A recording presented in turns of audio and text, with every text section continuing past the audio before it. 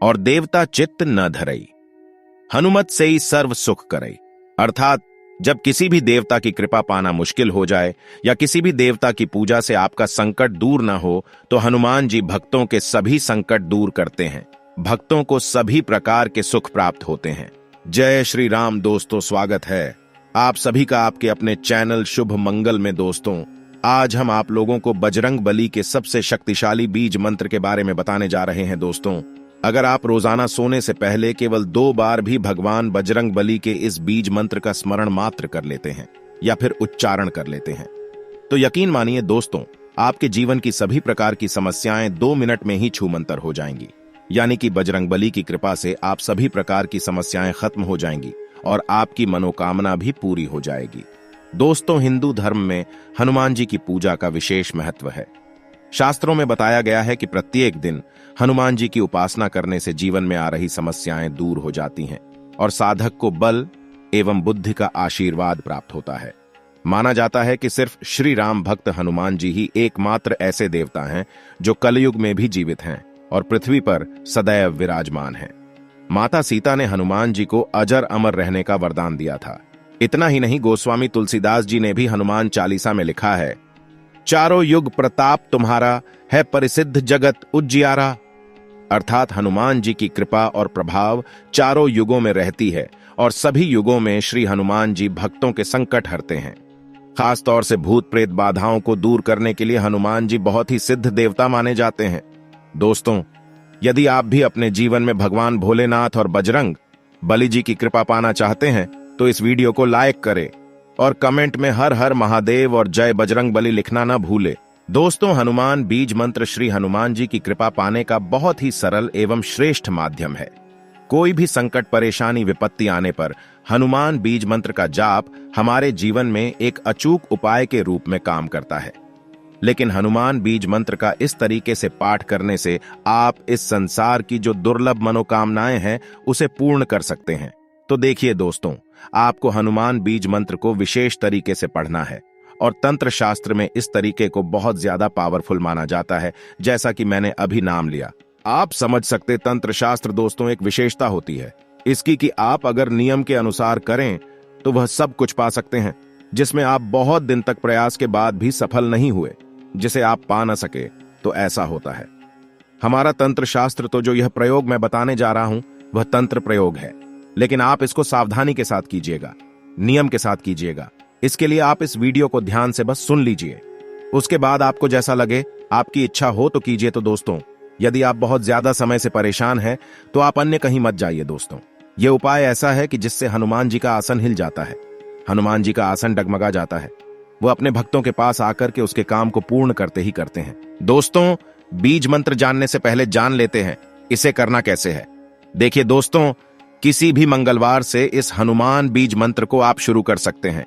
यदि आप ये उपाय मंगलवार से शुरू करते हैं या फिर किसी भी विशेष दिन, यदि कोई शुभ दिन हो और उस दिन मंगलवार हो, उस दिन से आप इस उपाय को शुरू करते हैं, तो भूलकर भी कृष्ण पक्ष वगैरह के जो मंगलवार है उससे इस उपाय को मत शुरू कीजिएगा। अब करना यह है दोस्तों कि आपको जो ये उपाय करना है हनुमान बीज मंत्र वाला, वह आपको रात्रि को 9 बजे करना है। अब आपके मन में एक हलचल सी हो रही होगी कि क्यों नहीं इस उपाय को हम सुबह कर सकते हैं। तो मैं आपको बता दूं कि जितने भी हनुमान जी के प्रयोग है, उपाय है, पूजा पाठ है, वो यदि शाम के समय करते हैं तो ज्यादा फलीभूत होती है। और यदि शास्त्रों की माने तो ऐसी मान्यता है कि दिन भर हनुमान जी प्रभु श्री राम की सेवा में लीन होते हैं। वैसे सेवा में 24 घंटे हर क्षण हर पहर होते हैं, लेकिन ऐसी मान्यता है कि हनुमान जी शाम को अपने भक्तों पर ध्यान देते हैं और वह देखते हैं कि कौन उन्हें पुकार रहा है। इसलिए हनुमान जी की पूजा का जो सबसे उचित समय माना जाता है, कोई पाठ वगैरह करने का, वो शाम का माना जाता है। यह जो प्रयोग करना है, उपाय करना है, आपको रात्रि को 9 बजे करना है। आप समझ गए होंगे, किसी भी शुभ मंगलवार से आपको यह मंत्र शुरू करना है। हनुमान बीज मंत्र का पाठ करने के लिए और आपके सामने श्री राम दरबार की एक फोटो होनी चाहिए जिसमें राम जी होते हैं, सीता माता लक्ष्मण होते हैं, जहां पर हनुमान जी बैठी हुई मुद्रा में होते हैं। तो ऐसी ही फोटो को, मूर्ति को आप अपने सामने रख लीजिए। लाल कपड़ा बिछा लीजिए, उनको रख लीजिए अपने सामने और चमेली के तेल का या फिर घी का एक दीपक प्रज्वलित कीजिए। धूप बत्ती वगैरह जलाना चाहे तो जला सकते हैं, और थोड़ा सा प्रसाद वहां अवश्य रखें। प्रसाद में तुलसी पत्ते जरूर डाल दीजिए। तो ये सब करने के बाद दोस्तों, अब आपको करना यह है कि आप अच्छी तरह से आसन पर बैठ जाइए। आसन लाल होना चाहिए। बाकी वस्त्र यदि लाल पहन पाते हैं तो अच्छा है, नहीं पहन पाते तो कोई समस्या वाली बात नहीं, जो भी कपड़े पहनना चाहे पहन ले, लेकिन कपड़े साफ सुथरे होने चाहिए, क्योंकि प्रयोग बहुत ज्यादा महत्वपूर्ण है। इसलिए मैं बार बार आपको नियमों का ध्यान दिलाए जा रहा हूं। तो अब करना यह है कि आप साफ सुथरा अच्छी तरह से कप डीडीढे पहन ले। उसके बाद हाथ में जल लेकर 3 बार आजमनी करेंगे। आजमनी क्या होता है? अपने सीधे हाथ में जल लेकर के और इसको अपने मुख में छुआना होता है। तो ऐसे करके 3 बार आप आजमनी कर लेंगे। उसके बाद आप ध्यान करेंगे और संकल्प करेंगे। संकल्प क्या होता है? संकल्प वो होता है जिसको आप जैसे दाहिने हाथ में जल लेकर के और अक्षत लेकर के आप हनुमान जी के सामने संकल्प करेंगे, गणेश जी का नाम लेकर के कि हे गणेश जी, हर विघ्नहर्ता, आज मैं प्रयोग करने जा रहा हूं। इस प्रयोग को आप निर्विघ्न पूर्ण करें और मेरी मनोकामना पूर्ण करें। अब यह कर लेना है, आपको संकल्प कर लेना। आप अपना नाम, स्थान, गोत्र भी बोल सकते हैं। तो ये सारी चीजें आपको करनी है और ये संकल्प जो आपने अपने हाथ में लिया है, तो गणेश जी के सामने अक्षत और जल है, वह छिड़क दीजिए। गणेश जी से प्रार्थना कीजिए आपका संकल्प निर्विघ्न पूर्ण हो। उसके बाद दोस्तों करना यह है कि आपको एक चाहिए भोजपत्र। भोजपत्र पूजा की दुकानों पर बड़ी आसानी से मिल जाता है। 10-15 रुपये का मिलता है, बहुत महंगा भी नहीं है, आप इसे ले सकते हैं। लाल चंदन हो तो बहुत अच्छा है। लाल चंदन अनार की लकड़ी हो जिससे यंत्र वगैरह निर्माण करते हैं, तो ये चीजें हो तो बहुत अच्छा है। नहीं हो तो आप लाल पेन ले लीजिए और वो लिखिए जो आपके मन में है, आप चाहते हैं वो पूर्ण हो।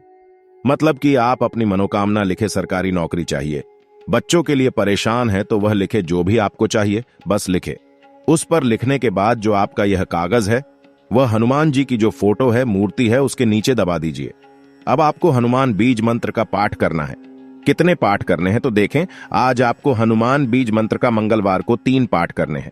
मंगलवार के दिन हनुमान बीज मंत्र का 3 पाठ कीजिए और आप इस चीज का ध्यान रखें। 3 पाठ करने के बाद सबसे पहले राम जी की आरती करेंगे, उसके बाद हनुमान जी की आरती करेंगे, उसके बाद प्रसाद बचा है, अगर तो आप खा सकते हैं इसको। और यह उपाय यदि आप दिनों दिन व्रत रख करके करते हैं तो बहुत ज्यादा श्रेष्ठ परिणाम देता है। लेकिन किसी कारण से आप व्रत नहीं रख पाते, कोई समस्या है, शारीरिक दिक्कत है, तो ऐसे में शुद्ध सात्विक भोजन ले ले और रात्रि को 9 बजे के बाद यदि आप ये उपाय करते हैं तो सोने पर सुहागा होता है। दोस्तों, क्योंकि मैंने पहले बताया कि कामना पाठक जो काम होता है, जो उपाय होते हैं, जो व्रत होता है, वह बहुत ज्यादा कठिन होते हैं।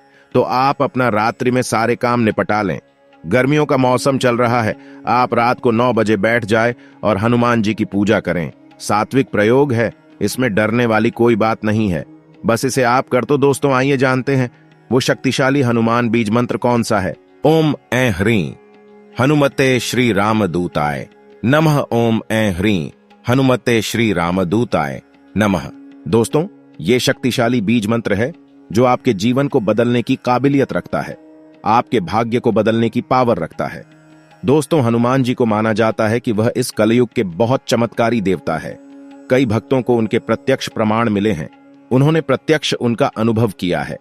यदि आप भी अपने जीवन में हनुमान जी का प्रत्यक्ष अनुभव करना चाहते हैं तो इस उपाय को कीजिए। दोस्तों, बताया गया है कि इससे हनुमान जी को आपके कार्यों को स्वयं पूर्ण करने आना पड़ता है, क्योंकि इस उपाय को करने से हनुमान जी का अपना सिंहासन डगमगाने लगता है।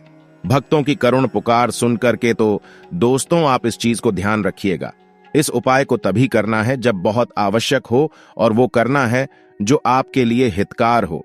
ऐसा ना हो कि हम किसी के लिए क्रोध में अन्य किसी के लिए बुरा मांग ले, तो ऐसा मत कीजिएगा, खुद के लिए अच्छा मांगिएगा, बस इतना कीजिएगा। फिर देखिए कि हनुमान जी कैसे आपके मार्ग को प्रशस्त करते हैं। आप एक चीज का ध्यान रखिएगा कि मन में आपकी सच्ची भावना, सच्ची आस्था होनी चाहिए इस काम को करने के लिए। और दोस्तों, अब हम आपको हनुमान बीज मंत्र के फायदे व लाभ बातेंगे।